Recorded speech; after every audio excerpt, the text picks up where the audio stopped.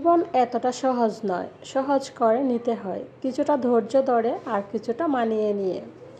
Hello everyone, good morning. কেমন আছেন সবাই? আশা রাখছি যার যেখানে আছেন সবাই খুব ভালো আছেন আর সুস্থ আছেন। আর আমরাও ভালো আছি, সুস্থ আছি। সকালে ঘুম থেকে উঠে সৃষ্টিবাবু চলে গেছে অফিসে, যাওয়ার পরেই তো স্নান টান করে পূজা টুজা দেওয়া হয়ে গেছে। এবার দেখি সকালে কি খাওয়া যায়, তো সেগুলো খাওয়া দাওয়া করে তারপর অন্যান্য কাজকর্ম শুরু করব।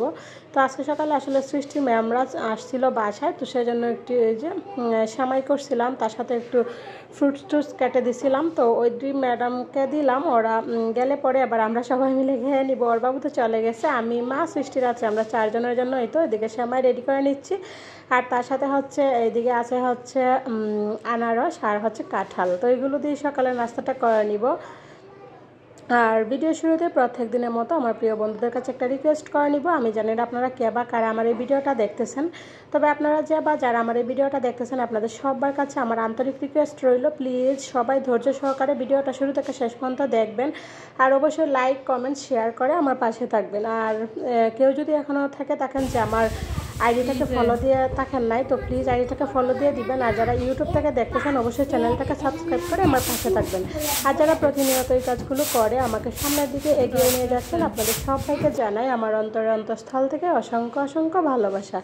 এই তো খাওয়া দাওয়া হয়ে গেছে, তারপর হচ্ছে মা এদিকে চাল নিয়ে বসছে। ওই যে বাড়ি থেকে আসার সময় চাল নিয়ে আসছিল, সেগুলো একবারে সুন্দর করে জায়গা টাইরা তারপর হচ্ছে চালের ড্রামে রেখে দিবে। আর এখন আমি হচ্ছে চলে যাব রান্নাঘরে। আমি একদিকে রান্না বসাবো আর একদিকে এই যে মা চালগুলো ঝাড়া মোছা করতেছে আর কি। তো চলেন মা এদিকে চালগুলো ড্রামে রাখুক আর আমি চলে যাই রান্নাঘরে। আজকে ভাবতেছি একটু মাংস রান্না করব, মাংসটা একটু ম্যারিনেট করে রেখে দিয়ে তারপর অন্যান্য রান্নাগুলি শুরু করে দিব। তো এখানে মাংসতে যা যা লাগে পেঁয়াজ রসুন আদা পেস্ট দিয়ে তারপর হলুদ মরিচ ধনিয়ার গুঁড়া, তার সাথে হচ্ছে মাংসের মশলা, পরিমাণ মতো লবণ, তার সাথে হচ্ছে সরিষা তেল দিয়ে ভালোভাবে ম্যারিনেট করে রেখে দিচ্ছি। আধা ঘন্টা রাখবো, তারপর হচ্ছে রান্নাটা শুরু করে দিব। আর আধা ঘন্টা ওইগুলো রেস্ট হইতে হইতে আমি অন্যান্য রান্নাবান্নাগুলো বসিয়ে দেবো। এক চুলাতে ভাত বসিয়ে দেবো আর এক চুলাতে ভাজি বসিয়ে দেবো। ভাত আর ভাজি হয়ে গেলে তারপর হচ্ছে মাংসের তরকারিটা রান্না করে নিব। এই তো দেখেন, তো অফ ক্যামেরাতে ভাত আর ভাজি করে নিছি, আবার হচ্ছে মাংসের তরকারিটা রান্না করে নিতেছি। মাংসের তরকারিটা রান্না করা হয়ে গেলে দুপুরের মতো রান্নাবান্না কমপ্লিট হয়ে যাবে। তো চলেন মাংসের তরকারিটা রান্না করে নিই। আর আমি সেদিনও বলছি ভিডিওতে, আজকেও বলতেছি যে আমি যেহেতু লাইফস্টাইল ব্লগ করি, আমার ভিডিওগুলো প্রত্যেক দিন দেখতে একই রকম হবে আর কি। তো রান্না বান্না ঘর গোছানো খাওয়া দাওয়া এগুলোই হবে। তো যাই হোক চলেন রান্নাবান্না করতে করতে এদিকে দেখলাম মানে মন চাচ্ছে যে কিছু খাই। তারপর এই তো একটা আম কেটে নিচ্ছি, দুইটা আম কেটে নিব, সবাই মিলে একটু আম খাবো। ওর বাবা তো বাসায় নাই, আমি মা সৃষ্টি রাত্রি আমরা চারজনে মিলে একটু আম খাবো। আর আমগুলো এত মিষ্টি, এত ভালো লাগছে, মানে খুব ভালো লাগছিল।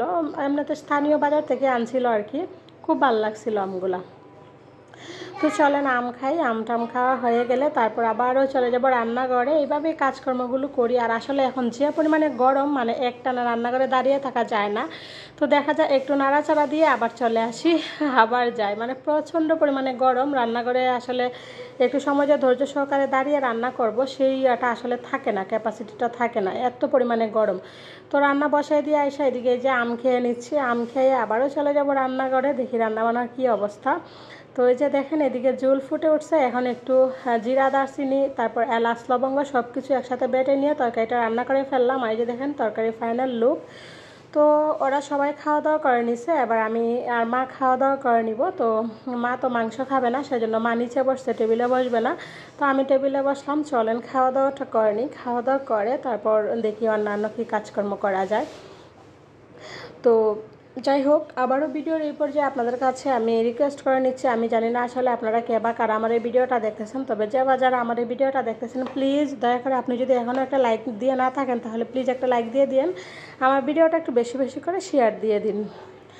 আর দেখেন এখন হচ্ছে বিকালবেলা, সৃষ্টি আর মা বাহিরে যাচ্ছে, দেখেন কত পরিমাণে রোদ বাহিরে। আর এখন প্রচণ্ড গরম লাগে, সেই সকাল থেকে রৌদ্র উঠে একবারে সন্ধ্যা পর্যন্ত মানে রৌদ্র থাকেই, সন্ধ্যা হইলে গিয়ে দেখা যায় অন্ধকার হয়, রৌদ্র যায়।